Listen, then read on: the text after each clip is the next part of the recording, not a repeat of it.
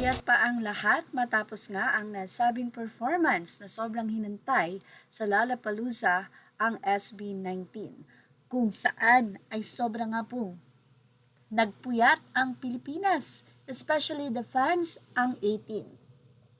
Mula sa Radar.ph, SB19 makes history at Lollapalooza, draws 500,000 plus viewers, Mahalima making history.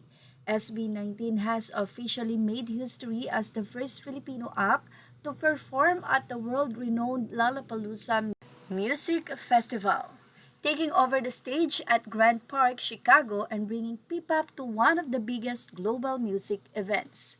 The five-member group Pablo, Josh, Stel, Ken, and Justine opened their set with Dam before delivering crowd favorites Gento and Dunka, followed by Emoji, Mapa, Wakas, Visa, Cream Zone, performing their newly released single Lawless and paying tribute to the late Francis M.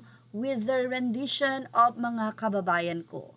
Adding to the excitement, the Chicago Bulls mascot surprised fans by joining SB19 on stage and dancing to the viral Dunka choreography, drawing cheers from the crowd.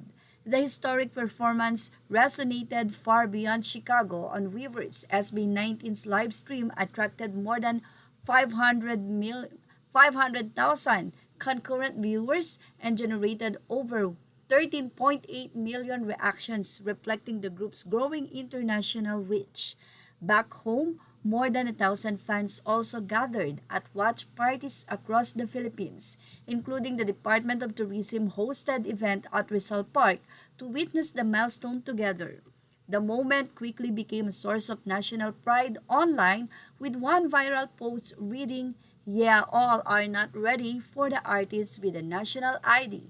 GCash account, SSS Pag-ibig, and PhilHealth performing at Lollapalooza. Nearly 8 years after debuting with Tila Luha in 2018, following around 3 years of training beginning in 2016, SB19 has reached another career-defining milestone, further cementing its place as one of the pioneering acts, bringing Filipino music to the global stage. Congratulations, SB19! 13.8 million, wow!